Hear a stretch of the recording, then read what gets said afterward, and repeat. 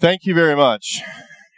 Your Excellencies, distinguished guests, ladies and gentlemen, my name is Bill Brown, and I'd like to welcome you here today. I'm with Net Power and 8 Rivers Capital.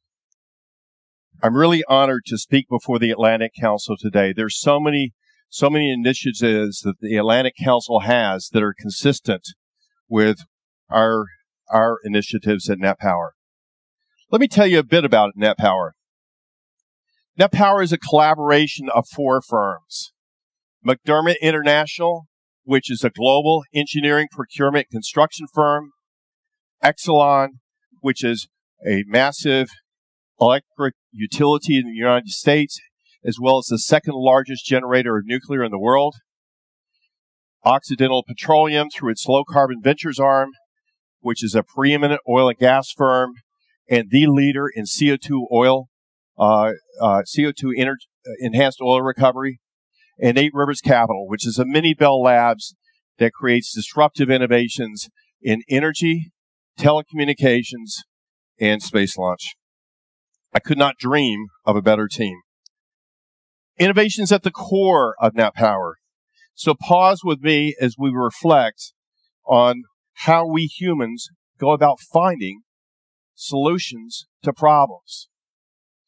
You know, when we see any problem, we analyze it. We think about strategies. We plan.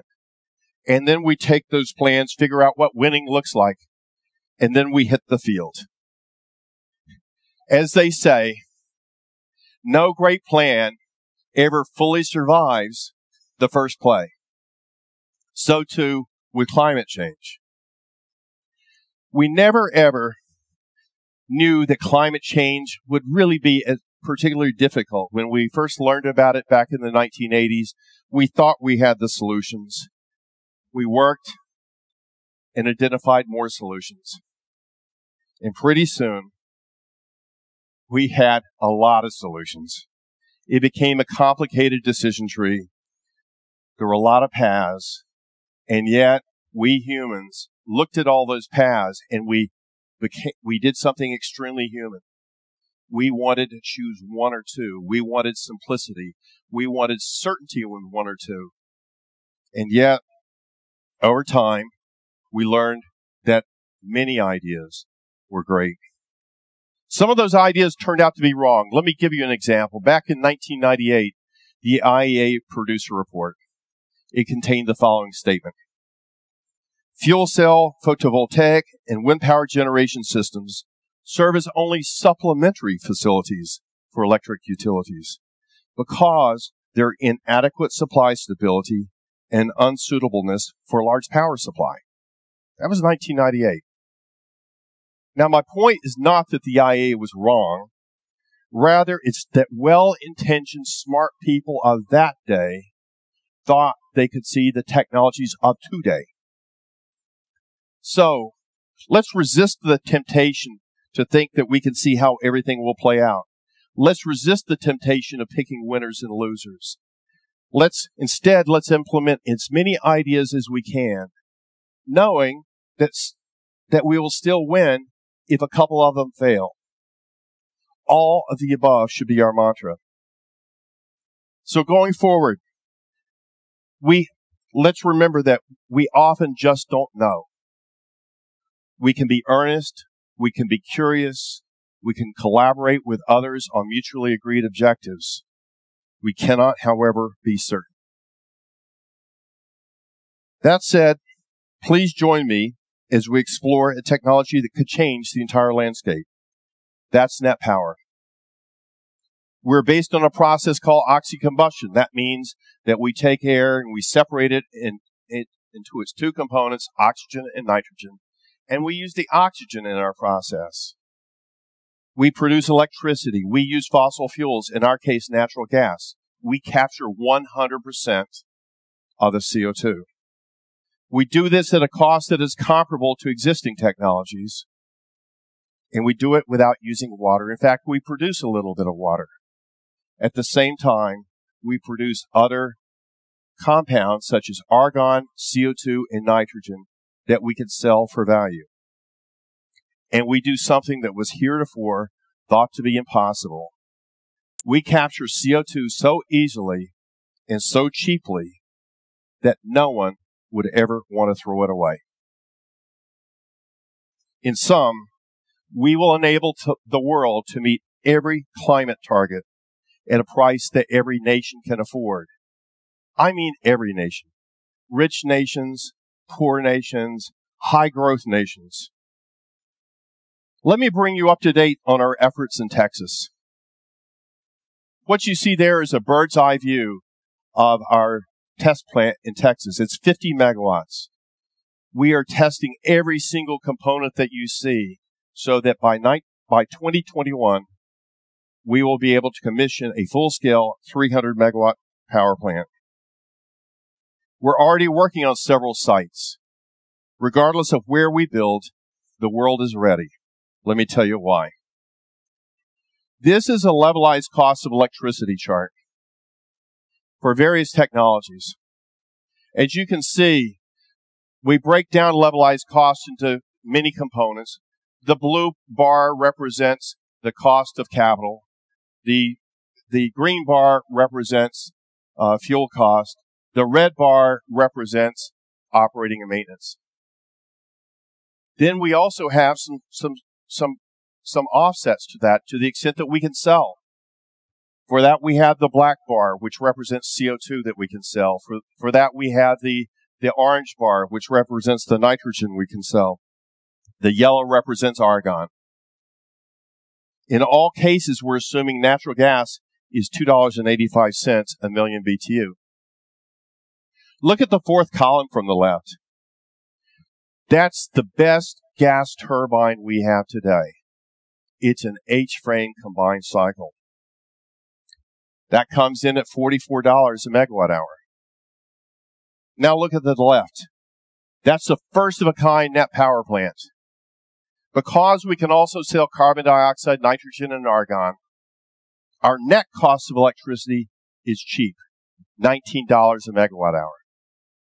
This is lower than traditional plants, even though our capital cost, the blue bar, is a little bit larger than the fourth column. The next column is serial number 5, and then we hit serial number 30. At that point, we destroyed the argon and nitrogen markets. At this point, our capital costs are the same as traditional power plants.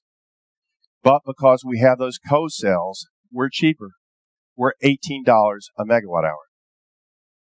And at that point, the combined cycle that we know it, a process that has been in development for 100 years, becomes economically and technologically obsolete.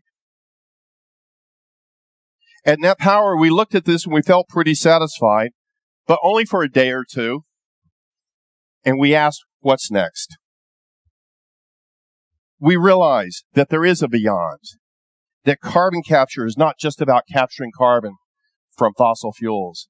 Carbon capture can unlock the hydrogen economy. And when I say hydrogen economy, I don't just mean hydrogen for cars. I mean hydrogen so cheap that it can replace natural gas for industrial processes and power plants. There was a lot of talk about the hydrogen economy several years ago. What happened? For the hydrogen economy to work, we needed to overcome 3 hurdles.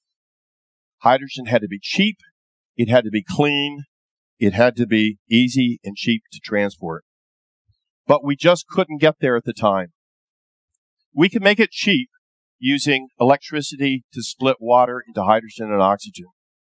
But that costs $9 a kilogram. And by the way, I'm using kilograms here. It's really important. Hydrogen is often priced in kilograms, and the reason is a kilogram of hydrogen has roughly the same energy content within 5% of a gallon of gasoline. So it's an easy unit for people to talk about, kilograms. In any event, we can also make hydrogen cheap. We can make hydrogen at $1.20 a kilo with steam methane reforming by taking fossil fuels. But the problem is that spewed out a lot of carbon dioxide. Then there was the transportation problem. It's easy to transport hydrogen in pipelines, but when you start wanting to transport it in trucks, in ships, it becomes a problem. You need to liquefy it. And hydrogen costs a lot to liquefy. In fact, it costs a lot more to liquefy hydrogen because it's such a small molecule than it does to liquefy natural gas.